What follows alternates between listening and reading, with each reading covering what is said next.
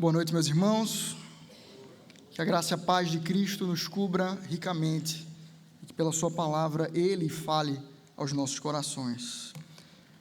Saúdo a todos os irmãos que estão aqui presentes, também aqueles que nos acompanham pela internet. Que Deus abençoe, bendiga a tua vida e te conduza para uma igreja onde você pode desfrutar disso aqui, da comunhão, podermos dividir a vida com irmãos, nos alegrarmos com alguns que a gente olha, enxerga aqui, gente que já passou tempo conosco, está de volta nos visitando. É privilégio dado a Deus dentro da comunhão. Por isso, somos alegres nisso e recomendamos fortemente, porque o Senhor nos recomenda: vamos à casa do Senhor. Sabemos que hoje nasceu Gael, filho de Felipe e Bruna. Deus abençoe essa casa e, por conta disso, estão hoje afastados da nossa comunhão presencial aqui, mas certamente o Senhor, na graça e misericórdia, o Senhor deste dia, é ouvido por eles, é louvado por eles, enquanto eles assistem, enquanto nós prestamos culto ao Senhor, e todos aqueles outros que estão também ausentes nessa data. Que o Senhor fale aos teus corações, aos vossos corações, nesse tempo. Irmãos, gostaria de chamá-los a abrirem suas Bíblias em Filipenses, capítulo 1, versículos 27 a 30.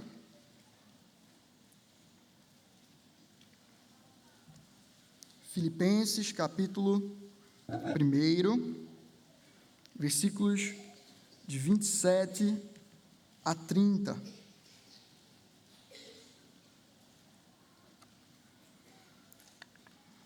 Eu vou fazer essa leitura e peço para que os irmãos acompanhem com bastante atenção, deixem as suas Bíblias abertas, que voltaremos ao texto durante a exposição. Filipenses, capítulo 1, versículos de 27 a 30. Diz assim a palavra do Senhor: acima de tudo, vivam de modo digno do Evangelho de Cristo, para que, ou indo aí para vê-los, ou estando ausente, eu ouça a respeito de vocês que estão firmes em um só espírito, com uma só alma, lutando juntos pela fé do Evangelho, e que em nada se sentem intimidados pelos adversários, pois que para eles é prova evidente de perdição, para vocês é sinal de salvação, isto da parte de Deus, porque vocês receberam a graça de sofrer por Cristo, e não somente de crer nele, pois vocês têm o mesmo combate que viram em mim, e que agora estão ouvindo, que continuo a ter. Vamos orar? Santo e eterno Deus, fala ao teu povo pela tua palavra. Ser propício a mim, pecador, indigno, carente, porém chamado por Ti para uma vida em Cristo, vocacionado para a pregação da palavra e trazido por Ti, então, como instrumento para que o Senhor fale através de mim ao Teu povo. Por isso, Senhor, cumpre esta vocação nesta noite. Fala ao Teu povo, apesar de mim e por mim. Fala pela tua palavra lida e que será exposta. Traz, Senhor, ao teu povo o agrado de te louvar, conhecendo as tuas escrituras e se aplicando em viver nela. Em nome de Cristo que te oramos. Amém. Crianças que estão aqui no culto, eu queria fazer um acordo com vocês. Eu vou me esforçar para que a gente possa pensar em aplicações, em momentos onde nós pensamos sobre a vida de vocês. Eu queria lembrar uma coisa para vocês, que o fato de vocês estarem aqui não é pura e simplesmente uma passagem de tempo, porque não vai ter gente para cuidar de vocês por conta da ceia, mas vocês estão aqui para cultuar o Senhor junto conosco, os adultos. Por isso, chama vocês a atenção ao texto, Preste atenção naquilo que Deus quer falar, não somente com seu papai, com a sua mamãe, com seu avô, sua avó, mas com você. Alguns recebem alguns papeizinhos, aqueles que já escrevem, e podem então relatar aquilo que você entendeu do texto, as músicas que você mais gostou. Então, faça isso, anote aquilo que você entendeu, anote aquilo que você não entendeu. Se eu tiver disposição depois, posso sentar com vocês e conversar um pouquinho, se você não entendeu alguma palavra, alguma coisa que eu disse, tá bom? Mas esteja cultuando a Deus com reverência, com amor, com a sua atenção, ok? Vamos então à exposição da palavra de Deus. Não sei se você já ouviu essa expressão que diz: a mulher de César não basta ser honesta, ela precisa parecer honesta, ela precisa ser, vamos voltar? A mulher de César não basta ser honesta, ela precisa parecer honesta. Essa expressão, ela conta-se de uma história quando a esposa de Júlio César, Pompeia, resolveu fazer uma festa de celebração para uma festa religiosa chamada Bonadeia. Ela chamou então mulheres para estarem naquele momento e celebrar aquilo, porém um jovem chamado Públio, ele resolveu participar de penetra, então se travestiu de mulher e entrou. Tendo sido descoberto, aquilo ali gerou, na nossa linguagem moderna, um bafafá, gerou um escândalo no meio da cidade. E por conta disso, Júlio César resolveu abandonar Pompeia, sob a seguinte alegação: minha esposa não deve estar nem mesmo sob suspeita. A minha esposa não deve estar nem mesmo sob suspeita. César, como imperador de Roma, ele considerava que existia um modo digno de estar diante dele, um modo digno pela qual a sua esposa deveria estar com ele e permanecer ao seu lado, a ponto de que, no momento em que ela pareceu indigna, houve então por ele o rejeite daquela mulher. De uma forma semelhante, não à atitude de César, mas vemos a igreja como noiva de Cristo, chamada a viver de modo digno do seu Senhor. Para estar junto ao Pai, somos chamados a viver como Cristo, o seu Filho. A diferença que adianto aqui é que Cristo nos faz dignos, nos emprestando a sua dignidade. Nós somos chamados a, em resposta ao seu amor, viver no agrado da sua vontade. É por isso que gostaria de meditar esta noite sobre o seguinte tema: o modo digno de viver o Evangelho. O modo digno de viver o Evangelho. Nós percebemos aqui Paulo numa situação onde ele está preso em Roma, na sua primeira prisão. Atos 28 vai narrar essa prisão. Atos 29 é uma associação de igrejas. Atos 28, nos seus últimos versículos, vai tratar exatamente sobre essa prisão de Paulo, onde ele está preso numa casa que ele aluga em Roma, e ele está recebendo pessoas ali. Ao invés de ele sofrer aquele momento de pausa no seu ministério, ele, muito pelo contrário, coloca-se ali disponível para servir. Ele recebe então pastores, seus auxiliares na missão, que estão cuidando de igrejas designadas por ele. Vimos mais cedo que Timóteo, por exemplo, foi um dos que ele deixou em Éfeso. E vemos aqui então ele recebendo pastores, trazendo relatos da igreja, trazendo, como em Filipos aqui é citado, a oferta daquela igreja a Paulo, e alguma notícia, alguma situação, as quais eles estavam enfrentando ali no meio, que precisavam do auxílio de Paulo, do conselho de Paulo, para tratar. E assim, então, que nascem as cartas da prisão, como Colossenses, Filipenses, a qual nós estamos estudando essa noite.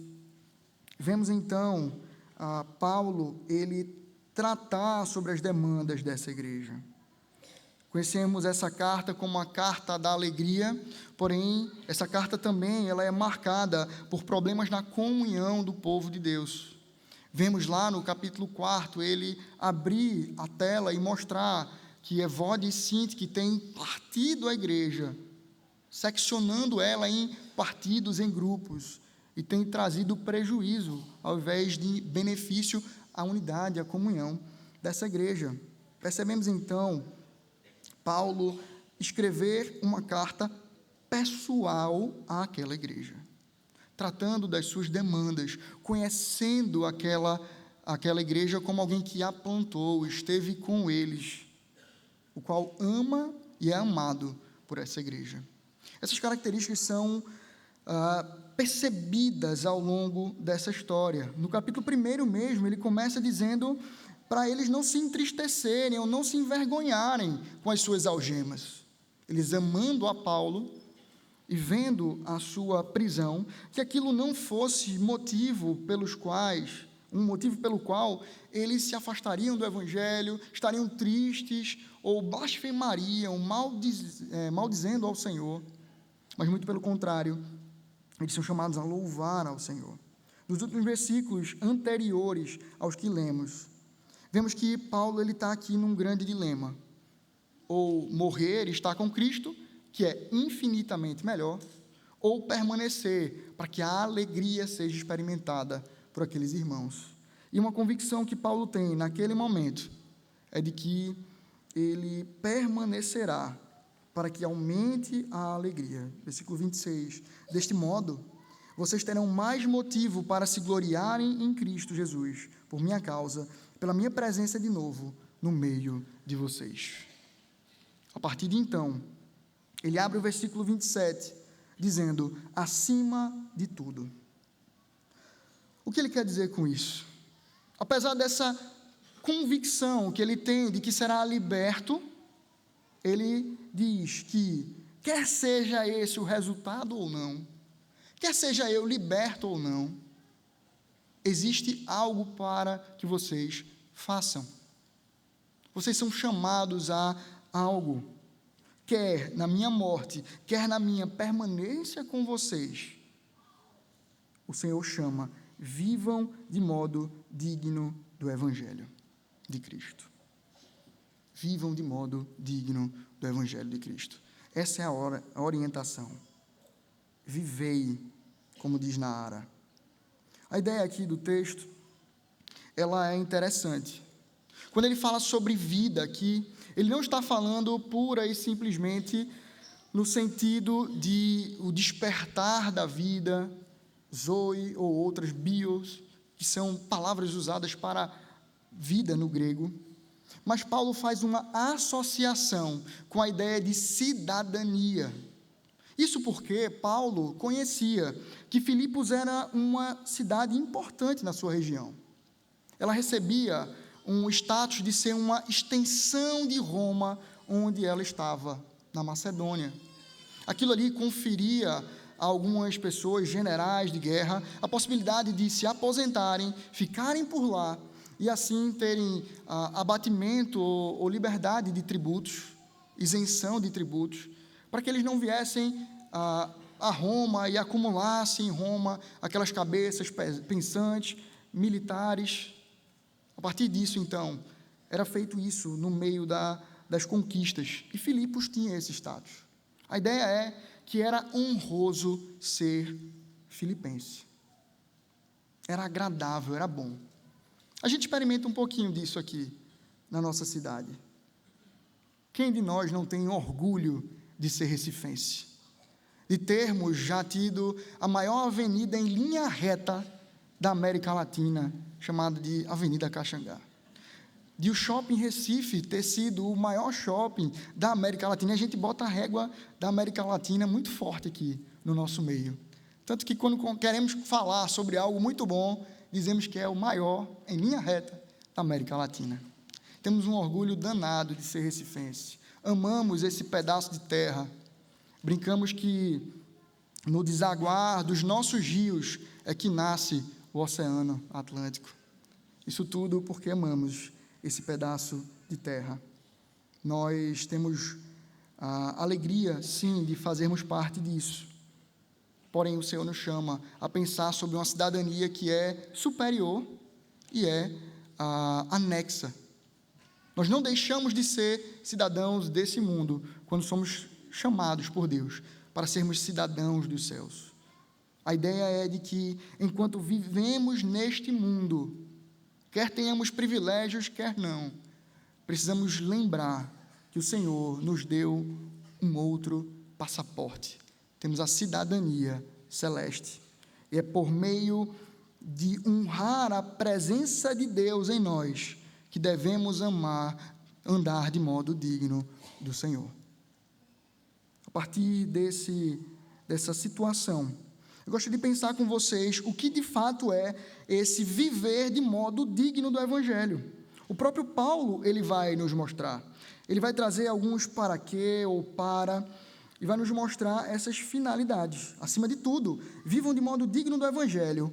Para quê? Ou indo até aí para vê-los, ou estando ausente, eu ouço a respeito de vocês, que estão firmes em um só espírito, com uma só alma, lutando juntos pela fé do Evangelho. Então, em primeiro lugar, o que percebemos que é viver de modo digno do Evangelho é viver em maturidade e unidade de fé. Viver em maturidade e unidade de fé. Onde é que a gente vê o chamado à maturidade? O Senhor nos chama a sermos uma só pessoa, e não depender de sermos ou performarmos um personagem quando estamos na frente de um ou de outro. Paulo diz aqui, ou estando ausente ou indo até vocês, eu quero ouvir que vocês estão vivendo de forma íntegra. Crianças, não esqueci de vocês, estão prestando atenção? Vocês lembram quando os nossos pais, talvez você já seja maiorzinha do que isso, mas quando os nossos pais nos diziam, não bote a mão na tomada, e aí na frente deles a gente olhava, alguns até são mais astutos, né? Mais afrontosos, e olhando para a cara do pai vai botando o dedinho, não? Mas outros não, enquanto o pai não está olhando, está lá, performando uma criança obediente. No primeiro vacilo que o papai e a mamãe dá, qual é o resultado? Dedo na tomada, não é não? O nosso pai diz, não coma esse biscoito antes do almoço. Dá vacilo, deixa em cima da mesa, e quando, na ausência dele, o biscoito some. Não sei se já aconteceu com você. O que Paulo está chamando a nossa atenção é para que isso não aconteça conosco. Que devemos obediência ao Senhor e considerar essas coisas, quer esteja a nossa autoridade ali sobre a nossa vida, presente ou não, quer os olhos dos nossos pais estejam nos atucaiando, quer estejam ausentes de nós. Deus nos chama a sermos uma só pessoa, com um só proceder diante dele ou de qualquer pessoa. Trazendo para nós, adultos, quantas vezes a presença do pastor não muda o ambiente? Existe uma brincadeira, vou revelar aqui, pastores, me perdoem. Existe uma brincadeira entre os pastores que a gente não fica tanto em algumas festas, fica até um certo momento, para que a gente não venha a se complicar. Porque a nossa presença ali inibe pecado, talvez a gente devia fazer o contrário, né? Ficar até a última chamada. Mas às vezes a gente, para se preservar, sai um pouquinho mais cedo, e quando saímos, o negócio vira um negócio do outro mundo. Às vezes a gente está aqui, na caminhada cristã, e na presença de um pastor agimos de uma forma, de um presbítero dessa mesma forma, mas quando não estamos diante dos nossos pastores, presbíteros, da nossa liderança, vivemos de uma forma diferente. É contra isso que Paulo está batendo aqui. Estendendo um pouco mais, às vezes a nossa performance também depende da presença de um irmão. Ah, irmão, fulano está aqui, eu não vou fazer não, porque ele pode contar ao pastor, ao presbítero, ao meu líder. Isso pode trazer consequências para mim. Paulo, pela palavra de Deus, está nos chamando a uma vida íntegra, onde eu não dependo, eu não me escoro, eu não tenho como bengala meu papai, minha mamãe, meu pastor, meu presbítero, meu líder, meu irmão, mas eu me ancoro em Cristo Jesus e sou fiel a Ele em todo o tempo. Eu não sou alguém, enquanto eu estou trancado no meu quarto sozinho, ou no meu ambiente familiar, onde eu posso performar, bem ou mal, vão me amar, ou no meio da igreja, quando eu quero ser aceito e quisto. Eu não sou um, enquanto eu estou na igreja, e outro, enquanto eu estou na faculdade, no colégio, na vizinhança. Eu não sou um, quando eu estou em Recife, e posso ter meus pares por aqui, ou eu estou viajando e ninguém me conhece. Somos chamados a sermos uma só pessoa, dignando a Cristo com o nosso proceder. E somos lembrados pela Escritura que os olhos do Senhor estão em todo lugar a contemplar os maus e os bons. Vivemos corandel diante de Deus, diante do Deus Santo, diante do Deus que pode verdadeiramente condenar ou salvar. Pastor, presbítero, liderança alguma pode te condenar ao inferno ou salvar a tua vida do inferno. Mas Cristo, Ele sim, pode salvar. E os seus olhos estão em todo lugar. O convite disso não é termos um coração temeroso, mas um coração alerta para nos agradarmos do Senhor e aproveitarmos da sua presença conosco, para que Ele nos santifique em todo momento. Essa é a maturidade que a igreja é chamada a viver e a obedecer. Porém, essa maturidade, ela é posta dentro de uma situação ou de uma solicitação do Senhor, de que, estando ausente ou não, eu ouço a respeito de vocês que estão firmes, porém, em um só espírito, com uma só alma, lutando juntos pela fé do Evangelho. Essa maturidade é aplicada à unidade do seu povo. Por mais que eu tenha que ser a mesma pessoa, quer seja aqui, quer seja longe, quer seja aqui, quer seja na faculdade, na escola, na vizinhança, eu sou chamado a viver isso na unidade da fé, uns para com os outros, respeitando um ao outro, amando um ao outro, vivendo em um só espírito. Paulo, quando vai tratar sobre divisão na carta aos Coríntios, ele vai tratar sobre pastores e vai dizer: acaso foi Paulo, vocês são de Paulo, de Apolo, de Cefas? Acaso Paulo morreu por vocês? Fui eu que morri? E Paulo vai dizer algo pesado. Tenho o privilégio de já ter batizado um amado irmão e ansiava por isso.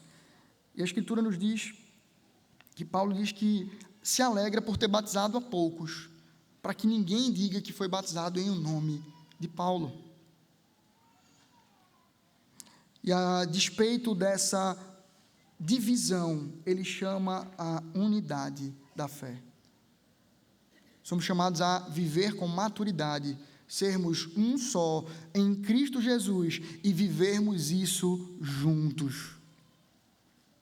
Meu irmão, uma certeza que você pode ter é que ao seu lado tem um pecador, mas que esse pecador, lavado e regenerado no sangue de Cristo, é instrumento de Deus para te santificar, assim como você pode o ser na vida dele, enquanto estamos nas mãos do Senhor. Por isso, meu irmão, sabendo que é um outro pecador que está falando contigo, não tenha vergonha de rasgar o seu coração, de compartilhar as tuas dores, aquela parte feia que a gente geralmente não bota no currículo, na biografia. Podemos compartilhar das nossas dores e imperfeições, na unidade que temos de um só Espírito habitar a sua igreja. Não são vários Espíritos Santos que estão aqui distribuídos, ou são anjos que foram colocados para habitar no coração da igreja de Cristo, mas o seu Espírito, que é único, habitando em cada um dos seus, nos chamando a viver essa comunhão. Por isso, cresçamos à imagem de Cristo Jesus e vivamos em unidade, dos quais o Senhor nos chamou para si, nos colocou juntos, para sermos um ao outro bênção e presença de Cristo na vida dos nossos irmãos. Temos trabalhado sobre o modo digno de viver o Evangelho. Vimos, em primeiro lugar, que somos chamados a viver de modo digno. E esse viver de modo digno é viver em maturidade e unidade de fé. Porém, em segundo lugar, vamos ver que viver de modo digno do Evangelho é testemunhar de Cristo. Viver de modo digno do Evangelho é testemunhar de Cristo.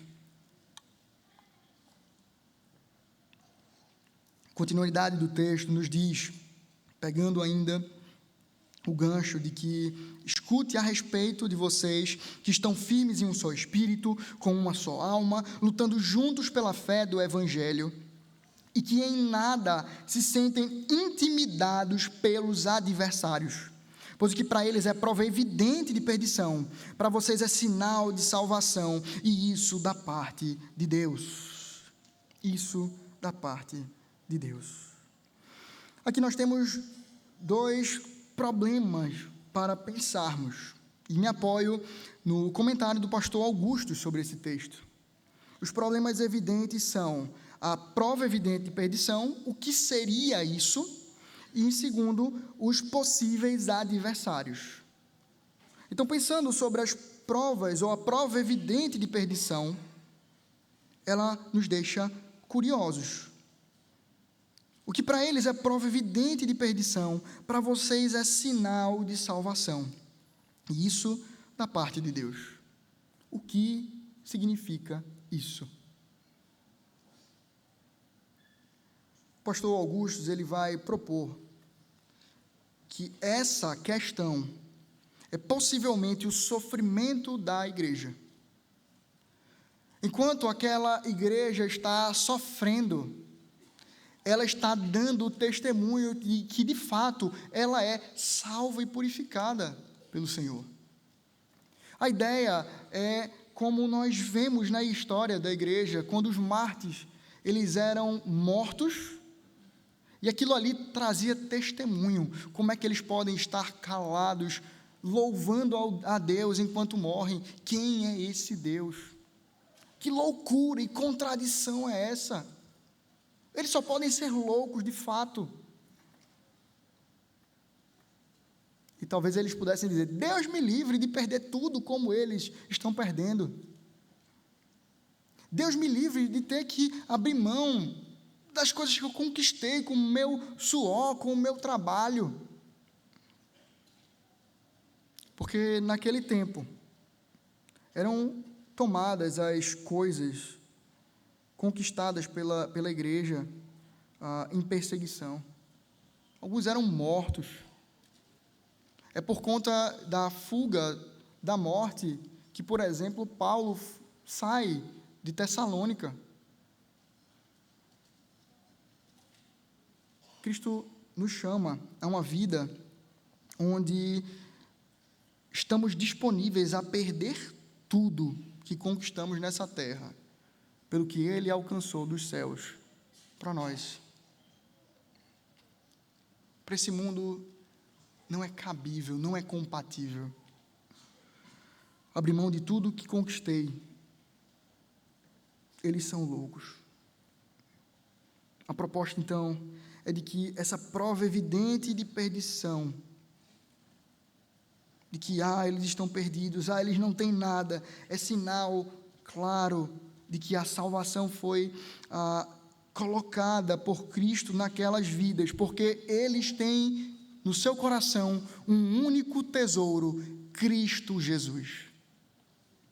Jesus é aquilo que eles amam, que depositam toda a sua confiança, que de fato é aquilo que valorizam e por isso continuam alegres, continuam dentro da igreja, porque eles percebem que em Cristo tudo tem.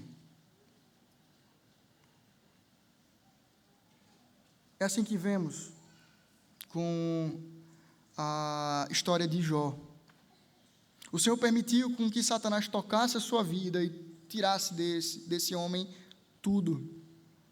E a partir daquilo, vemos Jó sendo trabalhado no Senhor, enquanto alguns dos seus amigos o questionam sua fé. A sua esposa chama, abandona esse Deus, o teu Deus, e morre. Vemos o Senhor trabalhar aquele homem e mostrar que o que de fato é valoroso é o conhecimento que ele recebe do Senhor. Antes eu te conhecia de ouvir falar, agora os meus olhos te veem, contemplo a tua graça e favor. E a resposta àquilo é dedicação de vida. A graça não está nos últimos capítulos em Deus restituir os bens de Jó, mas de Jó compreender que todo o seu tesouro descansa no Senhor, que ele aguarda a redenção em Cristo. Além disso, a outra problemática é sobre os possíveis adversários que se levantam aqui. E, novamente, trago o comentário do pastor Augustus, onde ele vai trazer 3 possíveis adversários. O primeiro são os judaizantes. Os segundos, pretensos liberais dentro da igreja. E, por último, cidadãos comuns incomodados pelo Evangelho. Temos 3 possibilidades, e algo curioso. Das 3 possibilidades, 2 estão dentro da igreja. 2 estão dentro da igreja. Os judaizantes estavam dentro da igreja e passavam como que percorrendo as viagens paulinas, pregando um outro evangelho adicional. É Cristo mais outras coisas. É Cristo mais circuncisão. É Cristo mais dieta. É Cristo mais calendário judaico. E o que percebemos aqui, então, é um chamado a essa igreja de permanecer firme, lutando juntos pela fé do Evangelho, conhecendo o Evangelho, vivendo ele, pregando ele, e não sendo, então, intimidada por esses adversários. Não dando espaço para que um falso evangelho se procrie no meio da igreja, mas para isso tendo conhecimento, piedade e cuidado uns para com os outros. Liberais também se colocando ali no meio, e a ideia é de que nós precisamos testemunhar também dentro da igreja. Precisamos pregar dentro da igreja. Nós precisamos manter a boa e sã doutrina dentro da nossa igreja. Não permitir que ventos de doutrina passem pelo nosso meio e cooptem pessoas. Não deixar que os discípulos que o Senhor confiou a nós nessa igreja sejam tomados por outros. Não deixar que ervas daninhas se proliferem no meio da nossa igreja, da nossa sã teologia, da nossa boa comunhão. E para isso, somos chamados a aparar as arestas. Somos chamados a ter atenção e não se intimidar.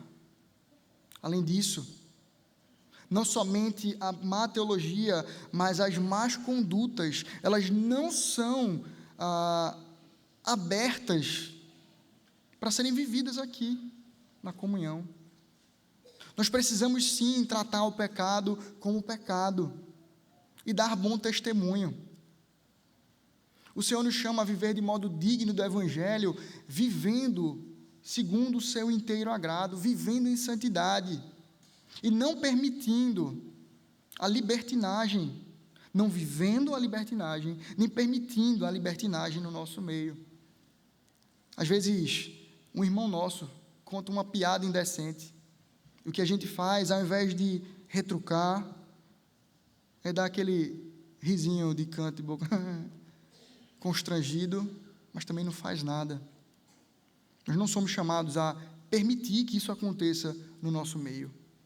Nem as más teologias, nem os maus costumes e comportamentos são permitidos, ou devem ser permitidos por nós. Temos um testemunho a zelar que perpassa por estarmos vivendo o Evangelho dentro da igreja. Mas, além disso, o terceiro grupo é aqueles que são os cidadãos comuns que estão incomodados pelo Evangelho.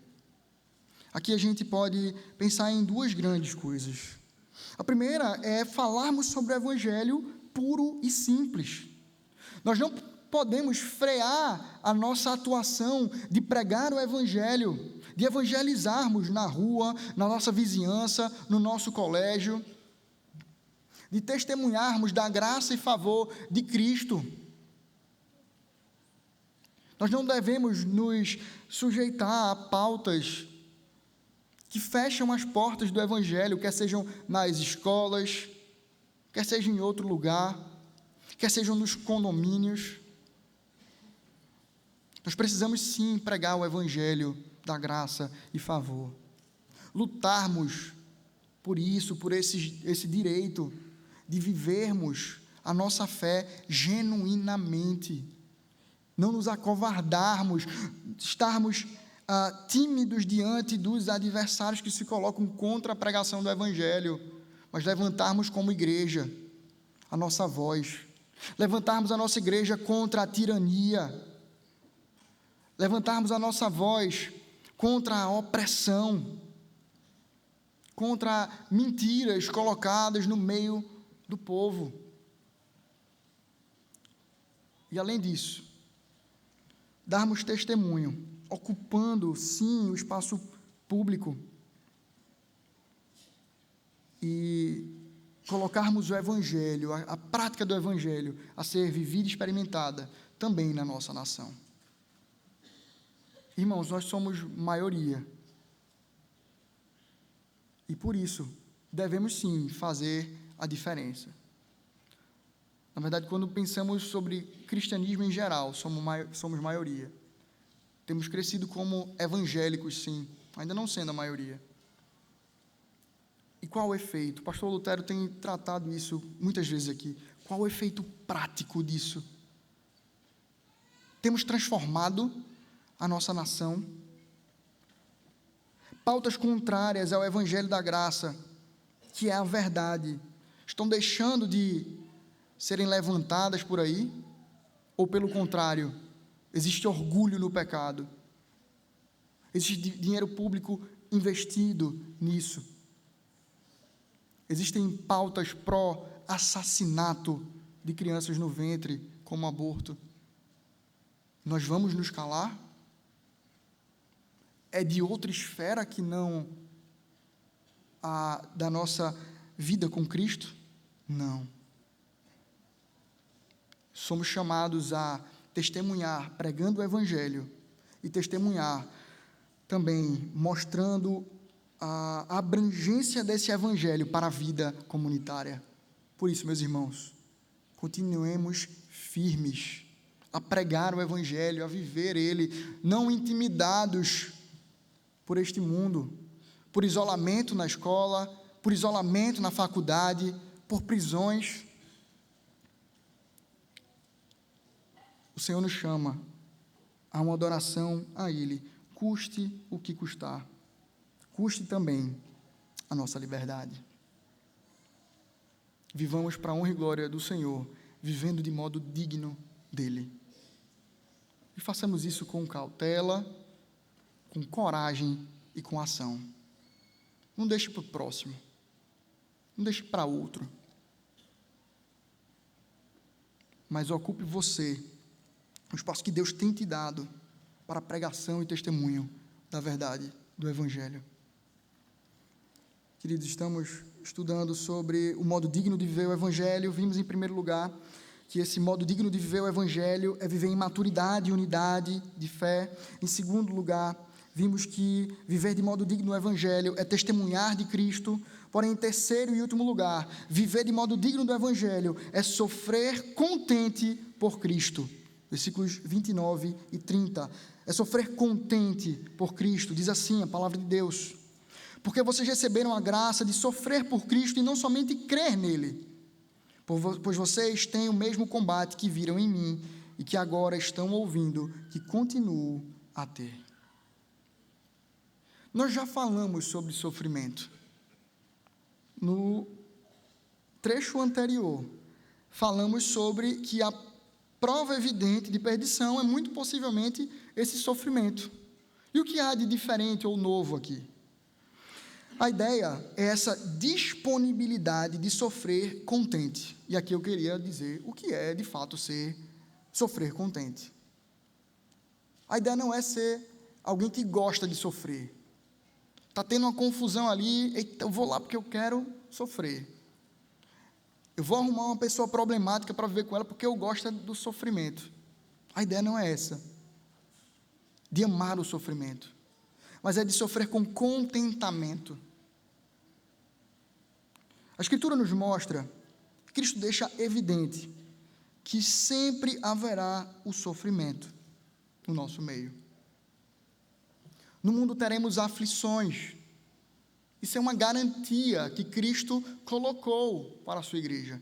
No mundo teremos aflições. Esse mundo é mau, onde jaz o maligno. São todas afirmações do nosso Senhor. Este mundo é mau e trará, sim, dores para o nosso caminhar. A grande diferença aqui é a ideia de que somos chamados a sofrermos com contentamento. E aquilo que já falamos. Quando Cristo é o meu tesouro maior, ainda que eu perca tudo, ainda que eu perca todo o meu patrimônio numa crise, como foi a crise de 29, eu tenho tudo o que é necessário para esta vida e para a vindoura.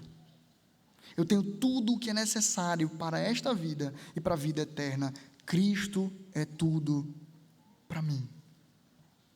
Ele é o meu tesouro. E por isso, estamos disponíveis, ou somos chamados a estarmos disponíveis a viver para o Senhor, do seu inteiro agrado, sofrendo as consequências de viver como cidadão dos céus. Às vezes abrindo mão de conforto, para que a gente venha a agradar o nosso Deus. O versículo 29, ele traz algo interessante, quando ele nos diz: porque vocês receberam a graça de sofrer por Cristo. Perceba que Paulo marca o sofrimento em Cristo, ou por Cristo, como uma graça. Graça é favor de Deus imerecido. A ideia é que nós não merecíamos nem mesmo sofrer por Cristo. Merecemos sofrer pelos nossos pecados. Mas recebemos do Senhor a dádiva de podermos sofrer por Cristo. Isso é evidente na caminhada de Paulo. Quando vemos ele preso, percebemos ele ali louvando ao Senhor, ao invés de falar ou de resmungar sobre as chicotadas que levou injustamente, mesmo sendo ele cidadão romano, ele está louvando a Deus ali no cárcere.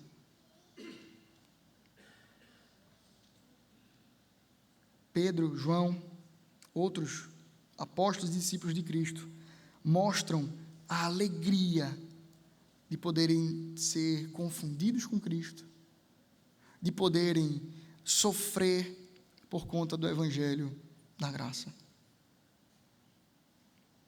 Isso não foi dado somente àqueles homens, mas é dado a nós. Mas o versículo continua, e ele mostra um contraste. Ele nos diz que nós recebemos a graça de sofrer por Cristo e não somente crer nele. Perceba que aqui é não somente. Nós recebemos sim graça de crer nele, de termos sim uma boa e sã teologia que nos dá paz, descanso, enquanto nós percebemos que não depende de nós a nossa salvação, não depende de quem queira ou de quem corre, mas de Cristo querer exercer a sua misericórdia. Não depende das minhas propostas, da minha performance, mas depende de Deus olhar para mim com um olhar de amor e dizer: eu quero você, eu te amo e eu te busco, você está anexado dentro do meu sacrifício. Isso foi feito antes do mundo ser mundo. Antes da fundação do mundo, Deus resolveu amar a gente como a gente. Teologias como essa, ou doutrinas como essa, são afago de Deus para o nosso coração. Crianças, é como aquela cama bem cobertinha, um travesseiro bem confortável, que a gente pode descansar seguro. É quando, às vezes, como temos percebido agora com o Pedrinho, a presença ali do pai ou da mãe no quarto, que faz diferença e apaga um choro, de que quando a gente some, aparece. É a presença certeira do Senhor conosco. Porém, o que ele está dizendo aqui é que Deus não nos deu somente uma doutrina, para que a gente possa conhecer a teologia sistemática, bebê-la toda e o faça. É bom. Mas a ideia não é, Deus não nos deu uma fé pura e simplesmente intelectual, mas uma fé prática, onde essas coisas, essa boa e sã doutrina, são para nós como combustível para enfrentarmos o sofrer em Cristo, contente. Por isso, meu irmão, conheça mais de Cristo, conheça mais do Senhor pela sua palavra, conheça a boa e sã teologia que vem da Escritura, conheça os nossos símbolos de fé, que são fiel interpretação da Escritura Sagrada, mas que isso redunde em uma vida piedosa, que isso redunde numa vida que acompanha esse crescimento teológico com um crescimento de uma vida piedosa, prática da adoração ao Senhor com a nossa vida. Nós somos chamados a adorar ao Senhor com a nossa teologia, com a nossa presença nesta terra. Por isso, meu irmão, associe a sua teologia à sua prática. Uma fé sem prática, uma prática sem fé, são ocas, uma ou outra. Mas fé e prática são complementares na adoração de Cristo Jesus. Por isso, adore ao Senhor com o seu conhecimento, com o seu intelecto, mas com as suas ações.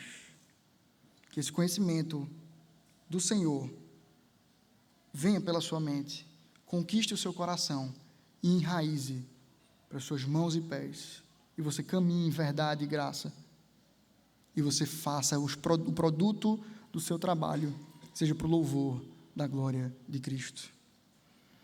E, em último lugar, ainda nessa perspectiva de sofrer contente, o Senhor anexa algo maravilhoso. O versículo 30 nos diz: pois vocês têm o mesmo combate que viram em mim, e agora estão ouvindo que continuo a ter. Em resumo, o que é que Paulo quer dizer aqui? Meus irmãos, vocês não estão sozinhos. Meus irmãos, vocês não vivem essa vida a sós. temos ao Senhor conosco.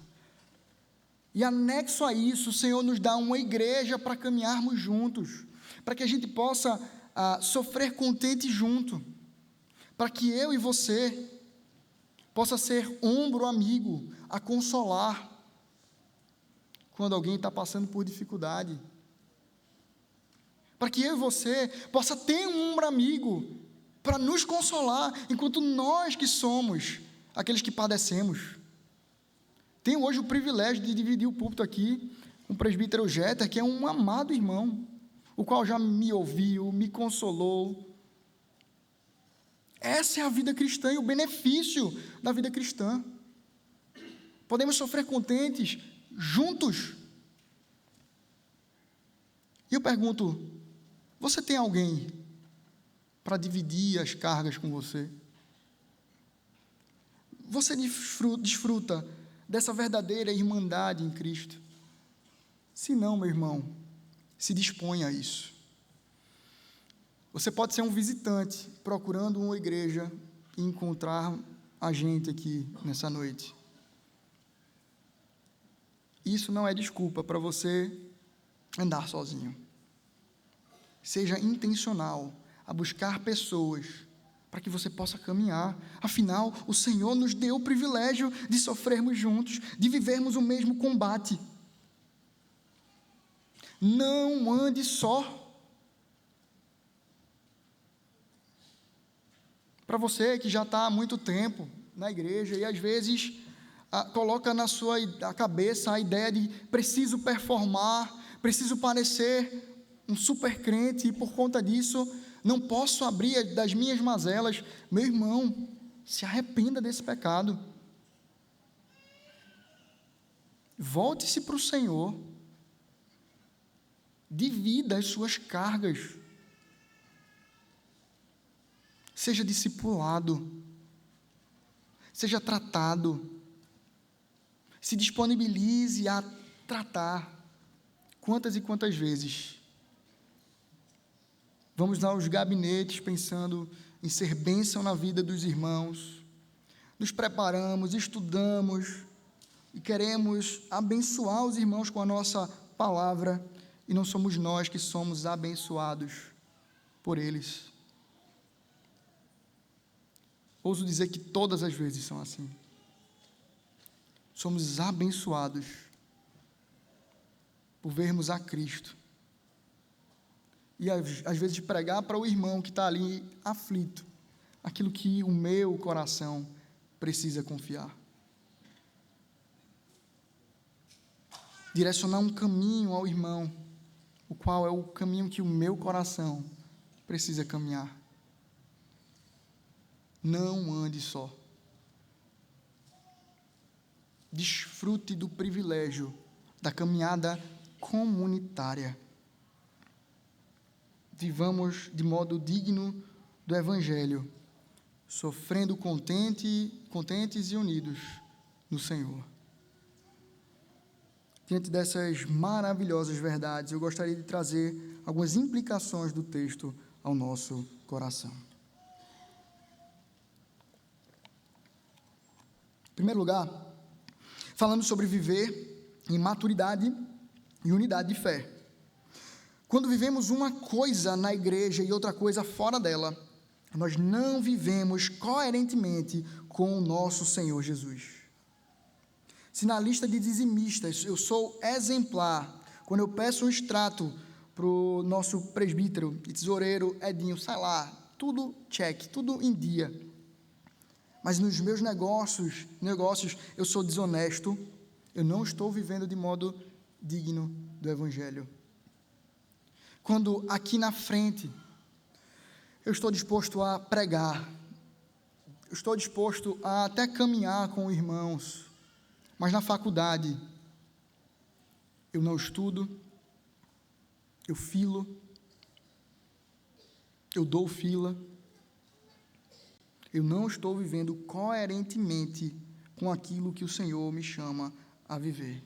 Crianças, quando na frente do papai e da mamãe, eu sou uma criança comportada, mas na ausência deles, eu mudo, eu também não estou vivendo no agrado de Jesus. Jesus não se agrada de uma obediência que é pela metade. Obediência verdadeira é experimentada na presença ou não dos nossos pais, dos nossos líderes, da professora. Quando eu me escondo no meu íntimo e vivo uma vida que é diferente daquela que eu vivo na frente dos irmãos, eu não estou vivendo de modo digno do Evangelho. Por isso, meus irmãos, se nós dependemos dos nossos pastores, do olhar dos nossos presbíteros, do nosso discipulador ou líder de pequeno grupo, a gente pode estar até vivendo de modo digno de alguém, mas não de Cristo. Nós somos chamados, então, a estar diante do Senhor, que está em todo lugar, a contemplar os maus e os bons, vivendo para o seu inteiro agrado. Para isso, precisamos conhecer as Escrituras e viver nelas.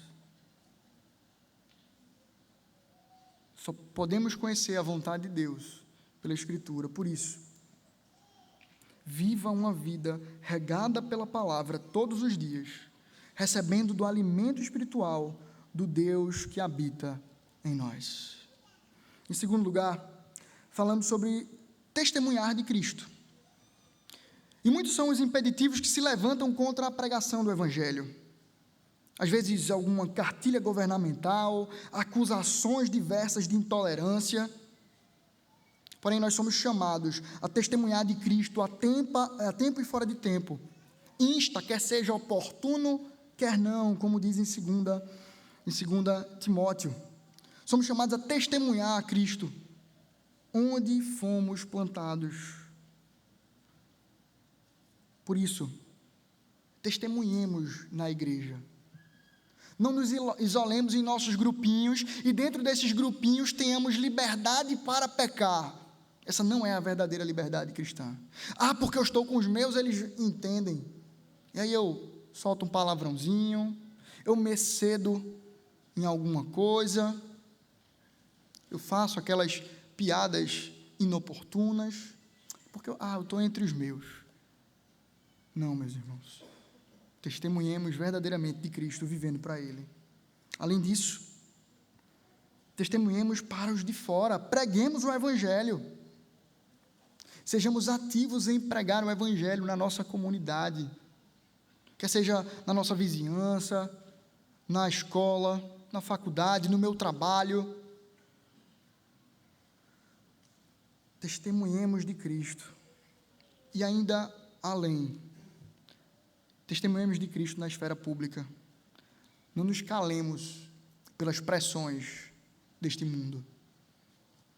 Falemos abertamente do que o Evangelho nos chama a viver e chama essa sociedade a viver. Por isso, como citei aqui, não ao aborto, não ao assassinato, não a uma vida frouxa, onde parece que ser criminoso compensa. Precisamos sim nos posicionar nisso. Meu sonho, dentro da nossa realidade de igreja, era a gente converter, sabe o quê? O jeitinho brasileiro. Aquele jeitinho malandro, de que parece que o que é valorizado é quando é feito errado. Não, meus irmãos.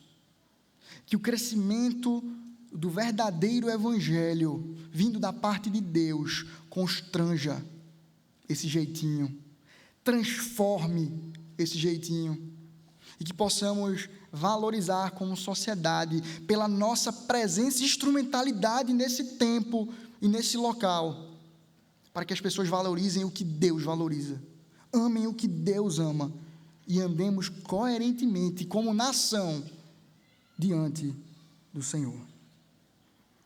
Não calemos as nossas vozes. E por último, falamos sobre sofrer contente por Cristo. Meus irmãos, muitas vezes nós somos criados com o lema de lutarmos para sermos felizes. Porém, as Escrituras nos mostram que no mundo teremos aflições. O que nos alegra é a continuidade desse texto, quando Cristo nos diz que venceu o mundo, e não que passaremos ilesos pelas dores deste mundo. A certeza que temos aqui é de que viveremos um sofrimento por andarmos na contramão desse mundo, que odiou o nosso Senhor e certamente nos odiará também. Porém, somos chamados a sofrer com contentamento, tendo a Cristo como nosso tesouro. Custe a nossa paz, custe a nossa popularidade, custe o nosso conforto, custe a nossa liberdade, custe a nossa vida. Vivamos contentes em Cristo, disponíveis a morrer por Ele. Estejamos disponíveis a fazer como vemos em Paulo, a sofrermos e recebermos no nosso corpo as marcas de Cristo. Irmãos, diferentemente de César, que somente pela desconfiança largou a Pompeia, Cristo, mesmo sabendo da nossa infidelidade, mesmo sabendo que nós éramos fracos, pecadores, indignos, Ele resolveu permanecer conosco e nos amar. Ele resolveu nos perdoar, nos purificar e nos habilitar a viver com Ele. A nossa resposta, então, deve ser em amor, vivermos para o inteiro agrado de Cristo. Por amor a Ele, viver de modo digno de Cristo. Que o Senhor nos abençoe, nos ensine e nos habilite a viver de modo digno do Evangelho de Cristo Jesus.